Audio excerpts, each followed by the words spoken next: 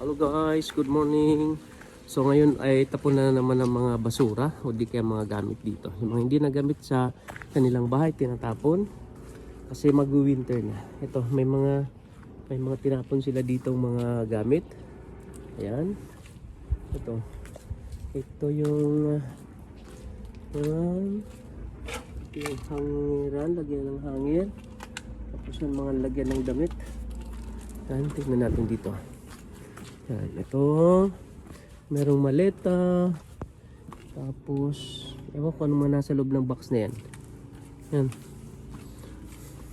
so tingnan natin ito, karamihan mga ano nang yan. Meron pa siyang ito, carpet napon na, tsaka ito kuna ng bata, yan, electric fan. Meron siyang nalagyan ng mga ito pa siya, merong sopa. Yan, meron siyang sopa. Ito, ang ganda pa ng upuan, no? Pwede po, executive chair. Tapos merong sopa, ang ganda pa ng sopa, oh. Yan, may carpet din.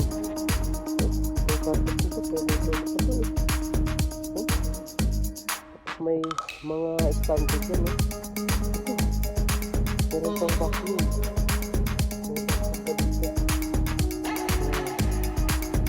Ganda. Tapos ito, meron pang stante dito. Tapos yan, oh. Yan, oh. Lalagyan ng TV. Pwede pa sana yun. Tapos ito may upuan, ang ganda po, oh. Ayan, may kama, oh. Kung sa Pilipinas lang to, pwede pa to. May kama, oh. At saka ito pa. Ito, oh. Daming damit, oh. Mga saping, damit, kama. Kung pwede lang iuwi sa Pilipinas to, eh. Yan, oh. I-assemble lang yan, oh. Tapos may mga lamp. May mga lampshade, eh.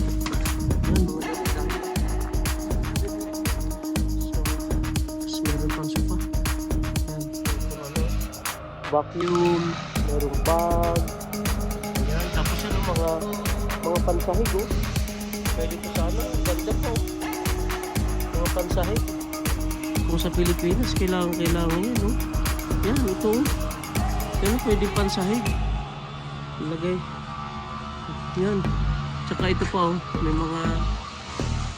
May mga foam dito, oh. Kailangan pa ito yata sa Pilipinas, oh. May upuan. May mga plato.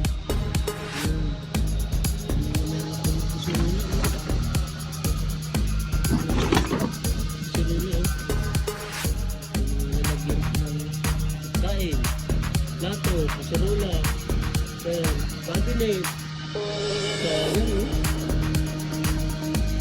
Ang bagang pinto, oh. Yan, pinto. Pwede pa yan. Kasi ito mga pansahig.